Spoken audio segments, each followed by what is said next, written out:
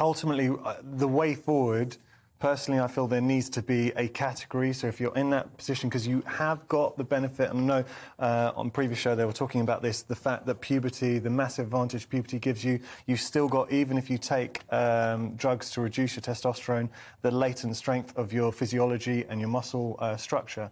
So there has to be a subcategory, so anyone who is in that group maybe compete against themselves so it's fair, but you can't compare someone who's born biologically a woman with a man who's trans. Yeah, it doesn't make any sense to me. What do you think? Of course, it's ruining the sport. It must be so distressing for young female athletes. I mean, I look at Leah Thomas on the telly and I see a bloke with long hair.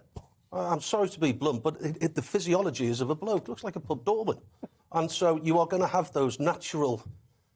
You're going to have those natural physiological advantages. Well, yeah, of course you are. I mean, obviously, we're not commenting on her actual, you know, as how she looks, whether she looks nice or not. The point is that what Danny is saying is that she looks like she's a man. Well, she does. No, I agree with that. We have to be really conscious of the fact not to portion any blame to her, because we've got to respect the fact of how she feels and how she identifies, and I feel strongly on that. So she was born into a man's body, but she's a woman and she feels that way.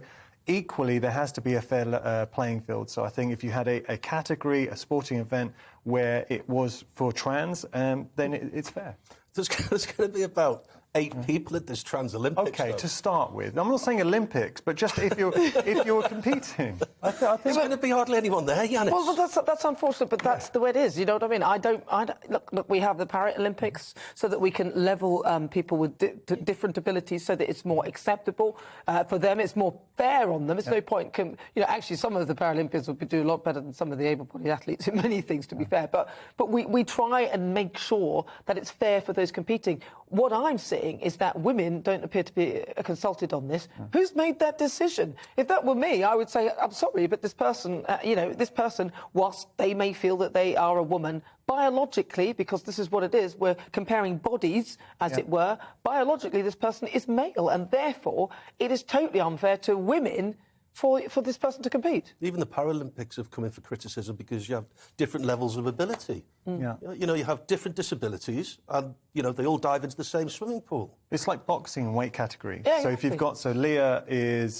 she's 6'4", and say her hands and feet a lot bigger, so it gives her more pull and drag in the water. So she's got a major physiological advantage over the biological women. But that ain't fair, surely. That's not fair. I totally agree with you guys. That's not fair. It's totally ridiculous. I think the women should have just refused to compete, only because there's no point. There's no point in them competing.